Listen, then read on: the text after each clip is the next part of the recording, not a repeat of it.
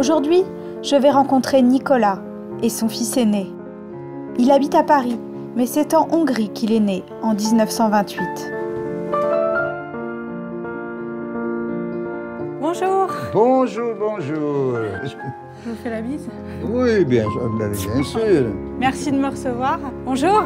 Je suis ravie en tout cas de vous voir tous les deux ensemble. Nicolas est le dernier né d'une famille de 5 enfants. Alors moi, je suis là, j'ai 7 ans sur cette photo. C'était fait en 1935. Voilà, et mon père, ma mère. La famille de Nicolas traverse la guerre tant bien que mal dans ce pays allié des Allemands. Mais en mars 1944, les nazis envahissent finalement la Hongrie et la vie des Juifs devient un cauchemar. D'un jour à l'autre, tout changeait. Ils ont sorti des lois.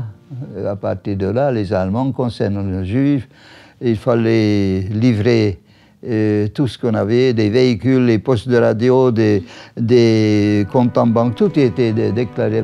Et mes parents, ils respectaient tous les décrets, toutes les lois, toutes les machins, rigoureusement.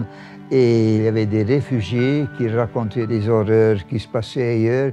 Ils ont dit, chez nous, c'est pas possible. Et pourtant, la fin de la guerre approche et les nazis accélèrent le rythme. Les Juifs hongrois sont envoyés brièvement dans des ghettos, puis déportés à Auschwitz à une cadence infernale.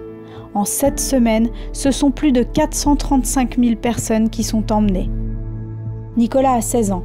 Il est déporté avec sa mère, son père et sa plus jeune sœur, les 3 autres membres de la fratrie ayant déjà quitté le pays.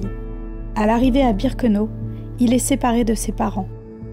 Le 2e ou le 3e jour, quand je suis arrivé, j'ai demandé les anciens qui étaient là, et quand est-ce que je vais voir mes parents? Ils m'ont regardé, mes parents, mais quel âge qu'ils avaient, vos parents? Je dis, mon père, il a 65 ans et ma mère 57 ans. Alors ils m'ont regardé.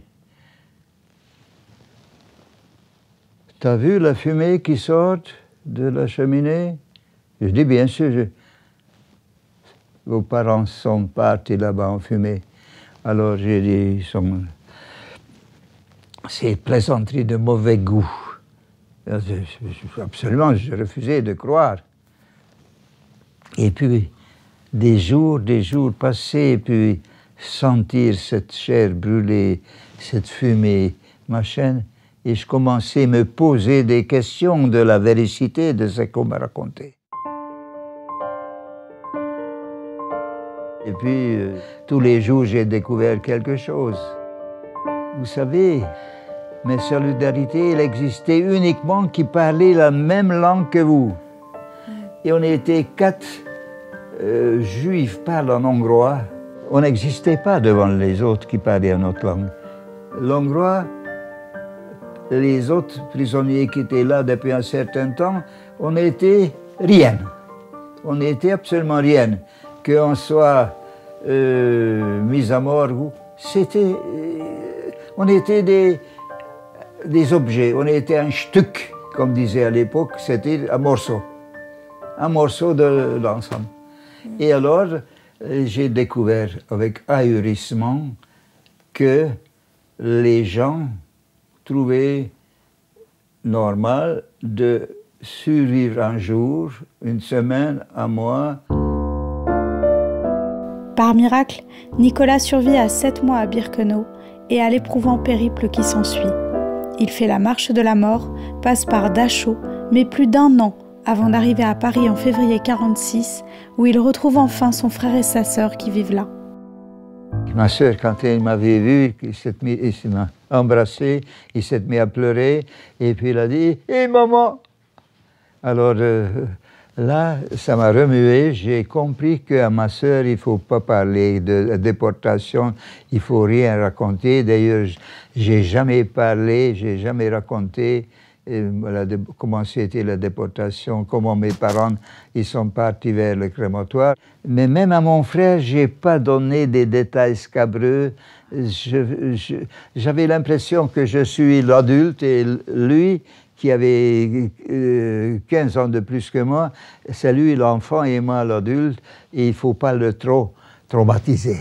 Vous avez eu donc 3 enfants. Est-ce que vous avez parlé à vos enfants quand ils étaient petits? Non, je n'ai pas parlé parce que je ne voulais pas les...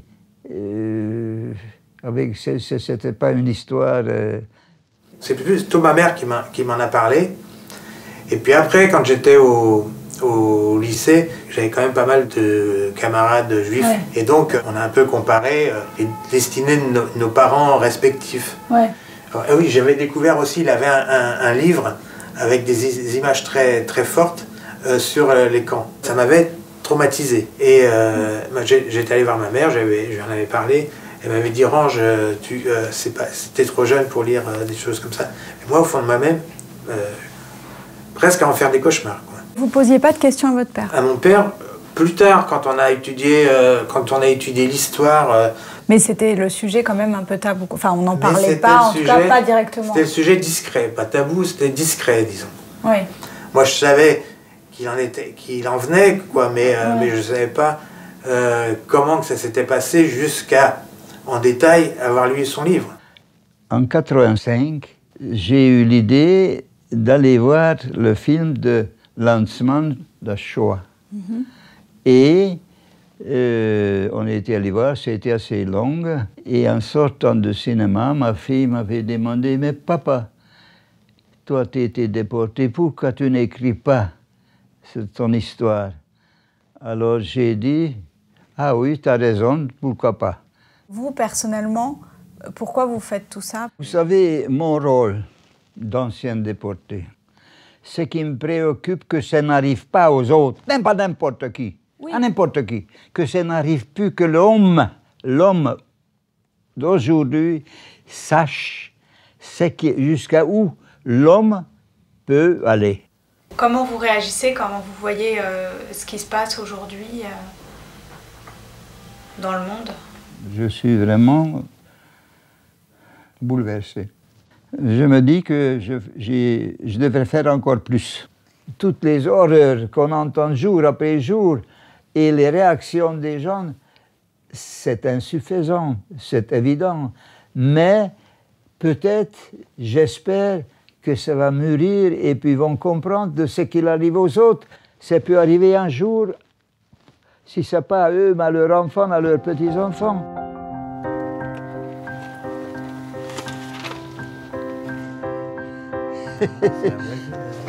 Alors. Ah oui, voilà, oh là là, il y en a partout. Vous avez travaillé, hein? Vous avez mis combien de temps à... Ce que je sais, moi, vous savez, à l'époque, j'étais en activité, je pouvais plus uniquement pendant le week-end et pendant les vacances. 2 ans peut-être. La personne qui a tapé la machine, et alors il me disait, mais il faut que tu te débrouilles parce que je veux savoir la suite. Elle était son mari. il était tenu en haleine. Parce qu'ils sont nés après la guerre. Et ils ne connaissaient pas tout ça.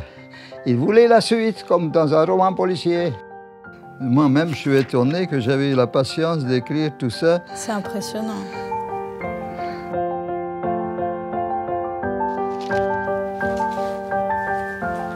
Allez, go! Qui se repose en paix.